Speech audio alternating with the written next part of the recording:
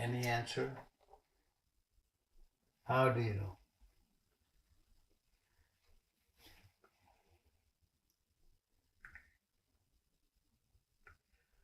Vivekananda says, if there is a God, you must see him. Otherwise, you have no right to say there is God. Or if you have a soul, you must know. Is it possible that we can see God or we can experience our soul? Yes. The process is very simple, very easy. This is why Lord Krishna said very, very nicely. He said, this is the supreme science. Raj Yoga, Rajvid. Supreme science, supreme secret, extremely holy, very easy to practice, and most enjoyable.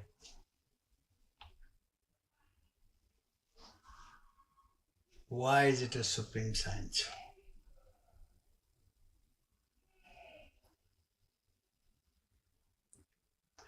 It is the father of all science.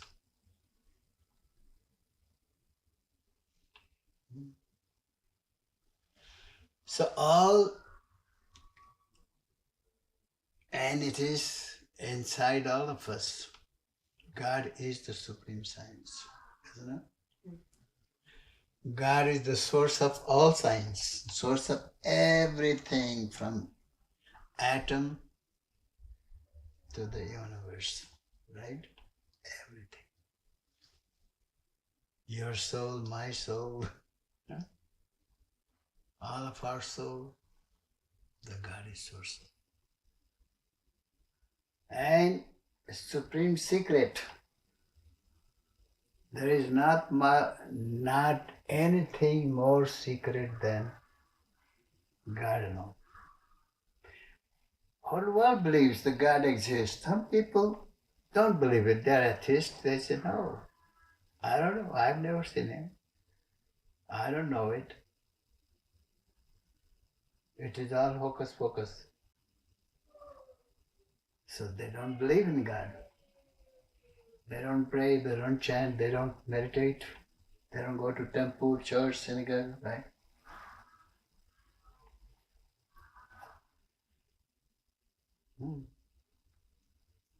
So what do you think about them?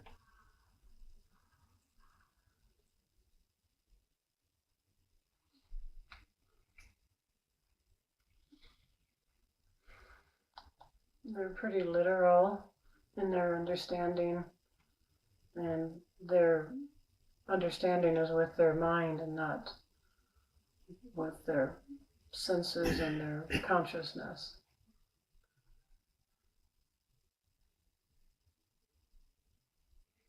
I think they have a right to believe that, right to be that way. We all have a right, right? Mm-hmm. Most of us, all of us, they say that there is only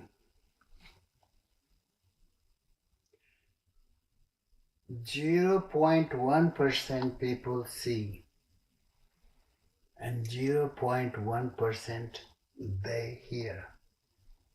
Do you accept that?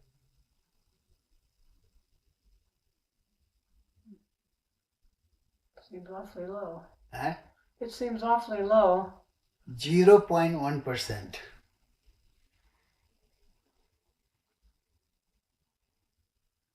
And even the Bible says that. Have you heard that statement? Seeing, see not, hearing, hear not. Verily I say unto you, many, many prophets and many, many righteous men have not seen and have not heard. You wonder how they become prophet. Mm-hmm. How can you say he's a righteous person? If they have not seen it, they have not heard it. And so when they say there is only 0.1% people see it and 0.1% hear it. They see this universe with your physical eyes, but can you say you are really seeing it? If you are not saying, the Veda says, Ishwar Satya Jagat Mithya. Not Veda, it is Sankaracharya said. The God alone is the truth, Satya. And the universe is Mithya. Mithya means illusion. Do you agree? Because it's here. And when the pralaya comes, it's all gone. Right? You heard about the Noah's Ark, or the time when everything was dissolved. So he was told to take one of the every varieties and take it in your sheep. And they took it when everything was going. So, and that can happen. That will happen. Right? All these things which is created are perishable. Even the sun and the moon, everything. Earth and the space, everything. So with these eyes you see things. See the world, worldly people, worldly things. But you do not see who created the world. You don't see yourself. Even with this eyes, you cannot see your face, right?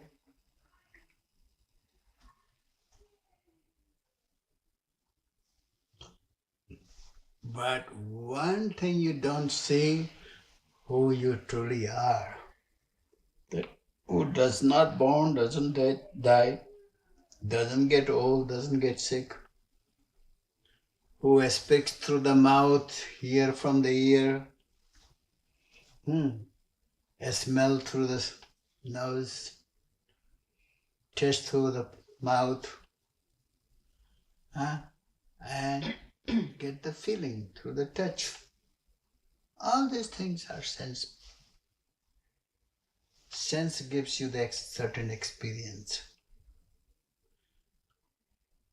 So, we are saying, but we are not saying God, we are not saying ourselves. And matter of fact, God and the self is the same. This is why they say, Aham Brahmasmi, Main Brahm Hu. Tattvamasi. That is the truth. That is the truth. मैं ये body नहीं हूँ, मैं ये शरीर नहीं हूँ, मैं न मन हूँ, न मैं senses हूँ. I am not a senses, I am not the mind, I am not the body. So I am Satchitananda. I am the truth, consciousness and bliss, Ananda. And because what that you are and you don't experience it, you don't know it, you are not witness it, and therefore you are searching for that. Because you are not getting it. Even though you have it, but you're not getting it. You are not aware of it. Just like you have $1 billion in your basement and you don't know it. And you are starving. You are very poor. You are asking people to help. And somebody comes up and says, hey, I can show you where you have the money. It's right you have. In your own home. So that is called the guru, that is called the teacher, that is called the guide, that is called mentor. So that is what, and once you Once you see that, then you say, yes, I am the light. Yeah? God is not a human being. Because every human being has to die, right? Does God dies? God has a birth and death? Yes. God doesn't have any birth, not death. God doesn't, if you have a body, that means you have all things. What comes along with the body, which is called sickness, disease, old age, weakness. When you get weak, very, very weak, and you are not able to see it, you are not able to hear it. All those things come with it. So you think that is what God is? No, God is none of that.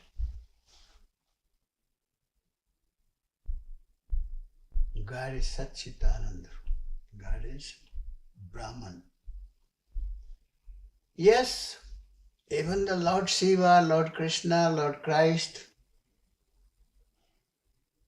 they all meditated. And this is how they were very conscious of their true nature, the real self. While they are on earth, they came into the world to help the mankind, to uplift the mankind, to show them how to live your life. That making sense? Just like our parents teaches us when we were a child, right? And help us to grow up, and we learned quite a bit. They taught whatever they know. They knew all the best teaching they have shared with us. And this is why they are very wise. They live their life very well, right? But because we don't have such teaching, or we do, and if we do have a teaching, we don't apply in our life, and that's why we go through the miseries and sorrow and the grief, all those things you go through in life. You say, oh, I work very hard, I'm very a smart person, a smart guy. Why I'm going through all this? I don't deserve it. Of course you don't deserve it. But there is something that you're missing. You know how to earn money, you know how to work in the world, you know how to take care of your body, take care of your mind, take care of your senses. You know how to take care. But you are thinking that by taking care of this body, mind and senses, I am going to be happy. Is that possible? If your body becomes very healthy, that's fine, that's wonderful. You're taking care of your body, taking care of your mind. Mind, whatever wants, you give the mind, right? Right? Mind wants a mansion, you will work 2 jobs to get the mansion.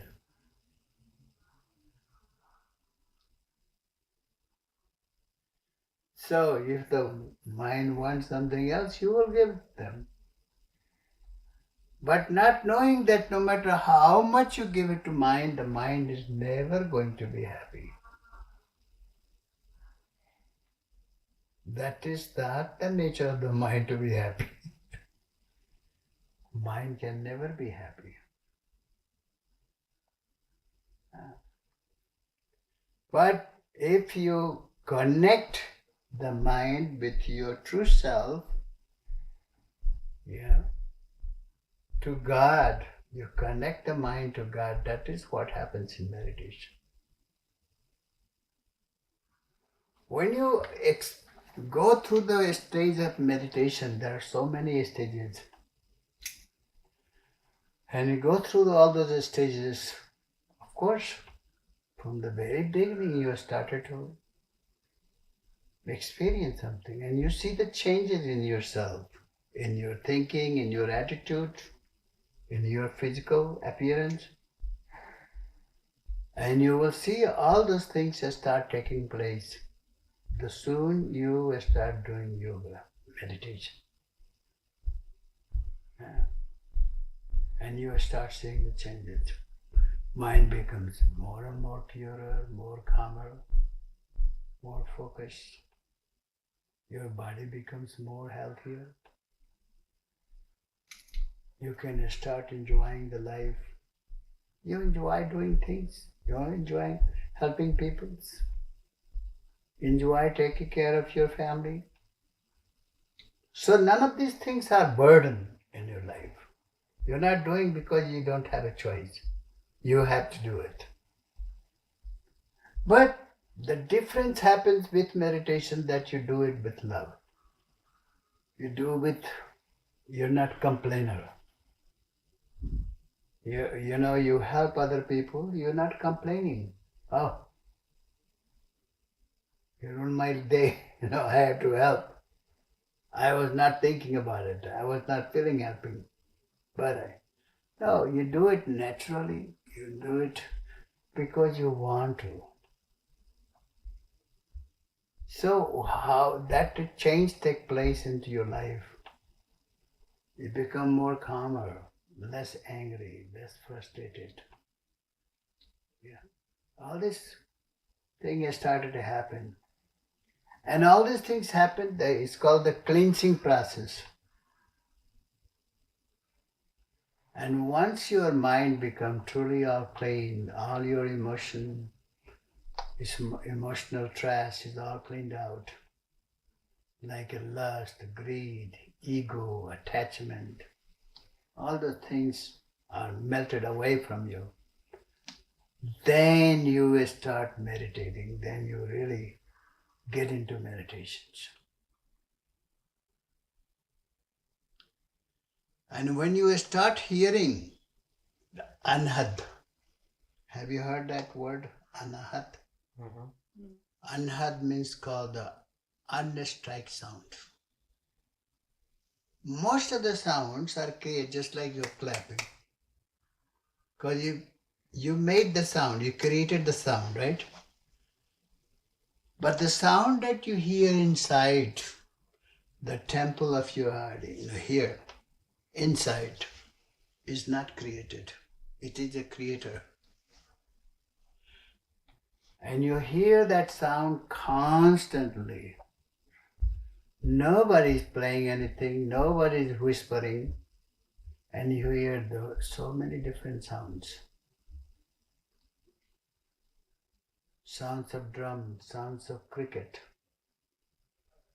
and sounds of waterfalls, sounds of thunders.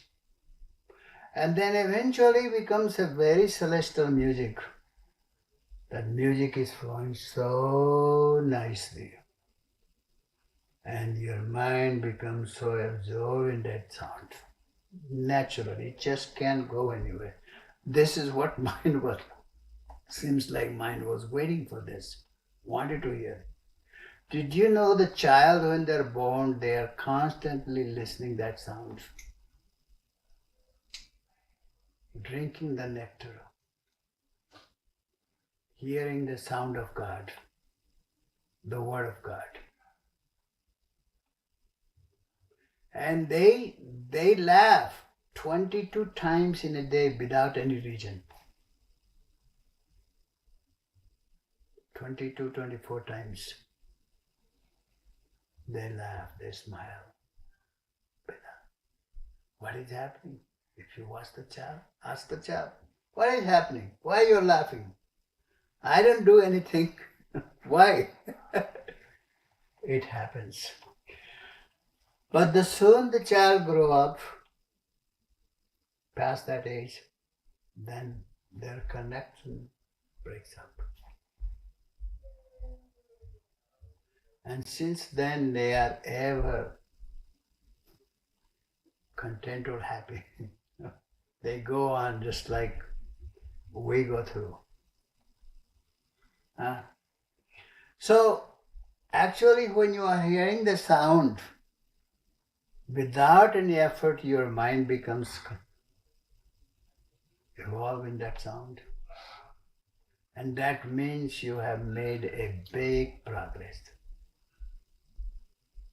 And then very soon you will hear the word, holy name. You don't have to say anything. You will hear that word already reciting inside you. In every breath you inhale, every breath you exhale. And you will hear loud and clear that sound. But again, before that, before you hear the music and all that, whatever your Ist Devta, you know the Ist Devta? Mm-hmm. Ist Devta means the one you love, the God you adore. It could be Christ, it could be Krishna, it could be a Rama, it could be a Shiva. They will appear in your meditation in the physical form.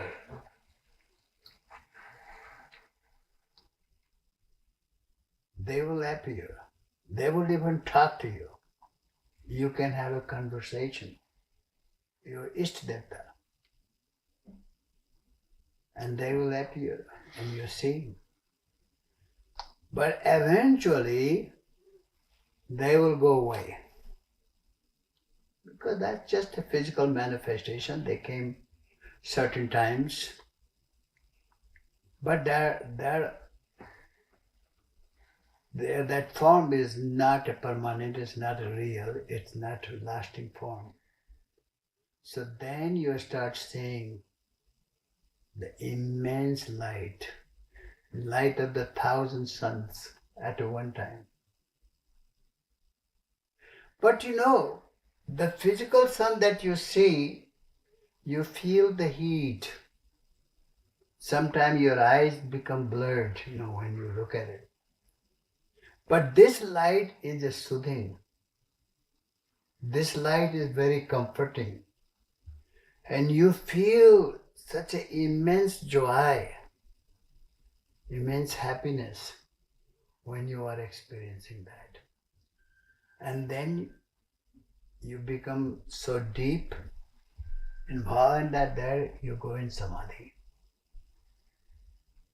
And samadhi can be for a couple hours, or can be for a couple of days, or can be for a month or a week. Depends on you. If you work and you want that, it will happen. And never mind that even when you go in samadhi for a year, still your body will survive. It will be sustained. You won't lose anything. When you come back, it will be there for you. So during the samadhi, the musics are going on constantly, the nectar falls in your mouth, and the word going automatically, and you become completely absorbed in that sound. So at this point, you have crossed the third eye and you went into Sahasrara. And you will notice the 1,000-petal lotus and experience the immense, immense light. And it will radiate your whole being. And you will say, wow, this was all there within me. And look at me, what a fool I am, that I have not even took advantage of it. And of course, if you have not done in this life, then you have to come back. And you have to come back maybe 1,000 times before you wake up and you realize, I got to get it. I got to get it. And once you realize, then of course. And you can, even after you have attained the nirvana, attained the complete liberation, you can still come into the world. But do you know what will be different then? You won't be fooled. Huh? You won't be fooled. You won't be fooled. Number one. What will be other different? You will be a free soul. You know what I mean? Mm-hmm. Do you know what freedom means? Nirvana means? Nirvana means you will be not bound by anything. Not bound by your karma, not bound by your suffering or misery and sorrow and grief, anger and fear or frustration or lust or grief. None of those will have any bearing on you. Like a Sukhdev, that is like Saint Ganeshwar, like Jesus Christ, even in a 13-year age, and he was free. He doesn't have any trial and errors and go through this, all this sickness, disease, this, that, so many things. It's like constantly beating at you. Don't have to go through that. So, the point is, this is very, very precious time, very wonderful. But one of these days you're going to realize that. One of these days you will say, what I'm doing with my life, why? I have done this for so many times, so many lives. And I don't want to do that anymore. I want to live my life straight. Do something good for myself. And if you're doing good for the other people, that counts. But still you have to work on yourself. You have to get your sadhana going, get your spiritual awakening. That awakening take place. That's the point, in this time that we wake up and go back to again. Wake up, go back again. Do a little bit here, forget it. Do it there. But we are not serious. You know what I mean? Serious. Serious means you are at work and you are doing what you really want to do. And you are seeing the result that motivates you. And you keep doing. Why you think I keep meditating for 50 years? I have not. Yes, for so many years I didn't do as much I should have. But kept going.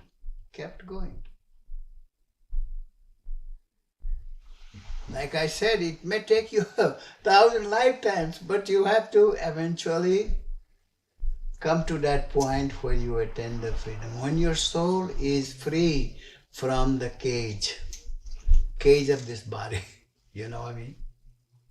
This body is a prison for the soul. Your soul is a prisoner. This is why you go through all this chaos and confusion and sickness and illness. Mentally not feeling good, You feel unhappy, insecure, miserable. Who is miserable? Your body is miserable? Your mind is miserable? So. The soul is not going to be miserable. Soul is ever free. Soul is ever free. Soul is Satchitananda. Soul is immortal, everlasting, doesn't have any birth, no death, no sickness, no disease. Who gets sickness? Body. Body gets sick. Body gets old. Body gets weak. Well, you come to find out that you're not taking care of the body, so it gets weak, gets sick. Similarly, if you're not taking care of your soul, then the soul is not going to be happy with you. And this is why a lot of people, when they are leaving, they are dying, they feel very miserable, they feel very lost, they feel very confused, they feel not so They are not excited about going, let's put it this way.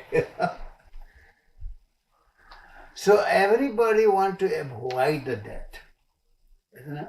Mm. Most people want to avoid the death. But that is the one truth you cannot avoid. Nobody can avoid it, Rama came, he has to go. Krishna came, he has to go. Shiva came, he has to go. All the gods and goddesses came, they have to go. Huh? Christ came, he has to go. Moses came, he has to go. Muhammad came, he has to go. So all these Pagambers, all this divine personality, they came, they have to go. But they are happy. Even when Jesus was crucified, in a way he was happy that he had done his work. He trained all his followers to continue, go on. And because he taught them so well, they continue. And look at Christianity is one of the largest religion in the world. They are committed, they're devoted.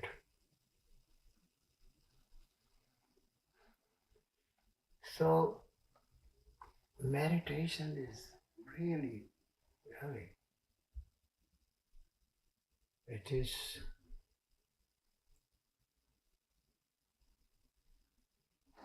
so precious, And it's so easy, it doesn't matter where you are. You could be sitting on the sofa like this, and you can watch your breath going in and out. That's all. It comes to a point that you don't have to actually practice the word, practice the light, practice the music. It just happened. I am sitting in meditation, laying on the bed, and music is going on, and not going on.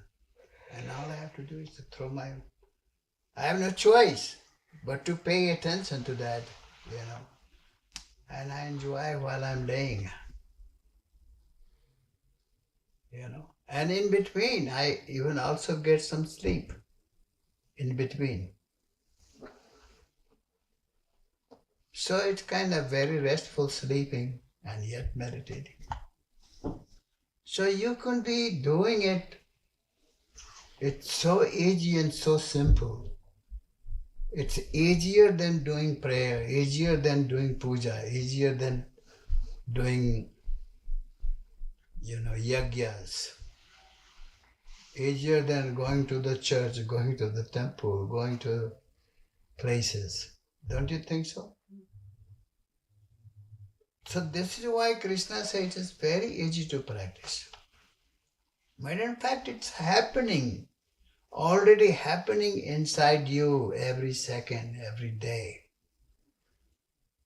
You just have to, you are not used to it, so you have to pay little attention. Once you get used to it, then you're fine. You can perform all the activities of the world and still you are conscious of what's going on inside you. So this is what Mirabai is talking about. Mira said, Payo ji main to Ram ratan dhan payo Bastu amolak diyo mere sadguru Kari kirpa apnayo Payo ji main to Ram ratan dhan payo. She says, I found the most precious wealth of Ram's name, God's name, God's holy word, God's name, I found. And that is a superior wealth. That wealth cannot be destroyed, cannot comes and goes. It stays with you.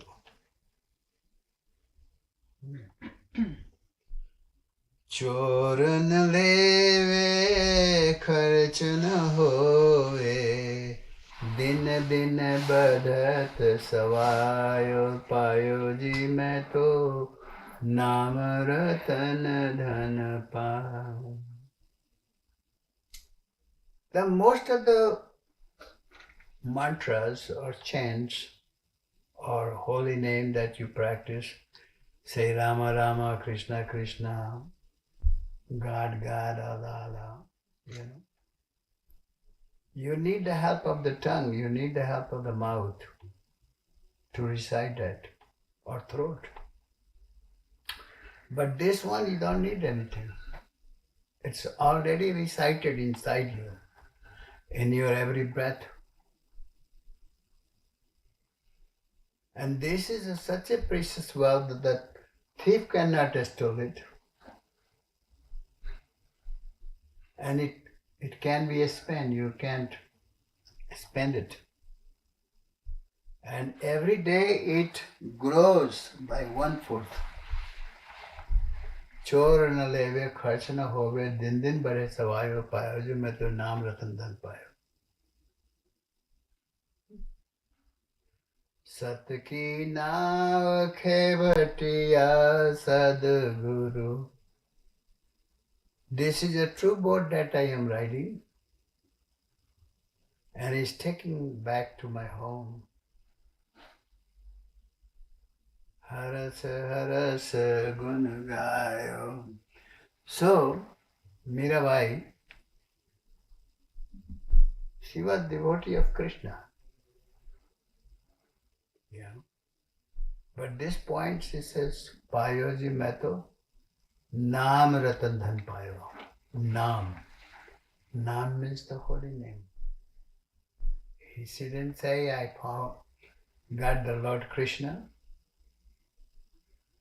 Though she saw Krishna in her meditation, and she was thrilled.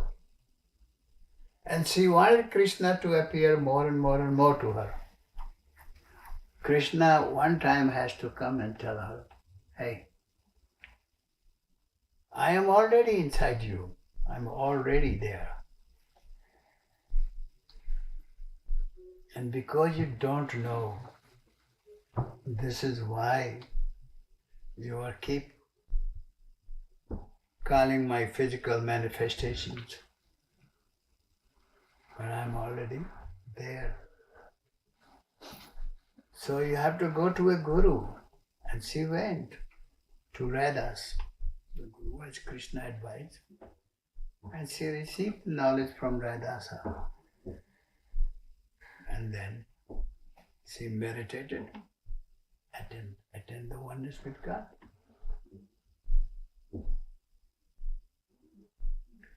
So this is what is so, that's where a lot of people, they don't get it. They do the same thing over and over.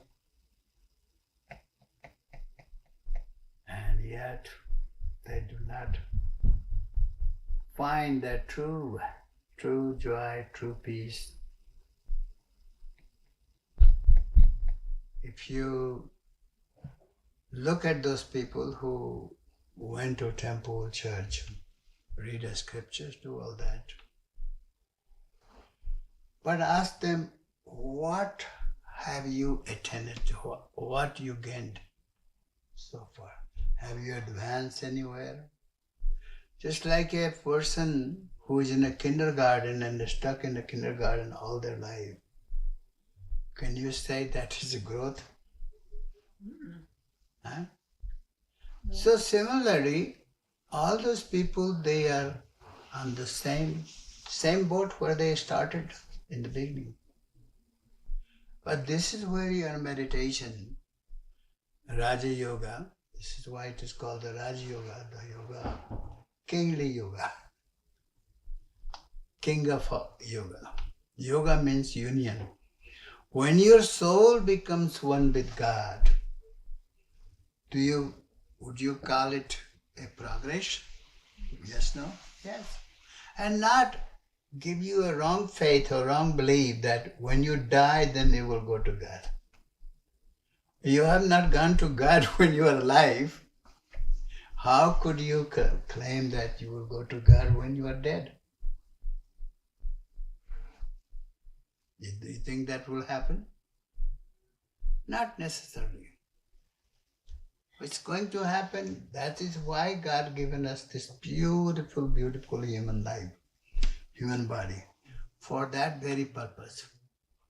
All other things we can do in any other creation, any other form of life, right? Everybody eats, everybody drink, everybody sleep, everybody goes to work, everybody earn money, everybody get old, everybody die. All those things must all do it. But to have the oneness with God, or to become a liberated soul, free, so you can end the cycle of birth and death, misery and sorrow, and to become one with God. That is something is only possible through meditation, through Raja Yoga. So this is why it is called a spiritual science. A spiritual science. Supreme science, supreme yoga. Yoga means the union. When your Atma become one with Paramatma, that is called yoga. That's the goal of yoga. And you can attain it while you are alive, while you are here. You cannot attain in the animal form or any other forms, only in the human birth. So this is why human birth is very precious, very valuable. We should not waste it for any cost, any reason. So thank you very much. God bless you. Let's have prayer.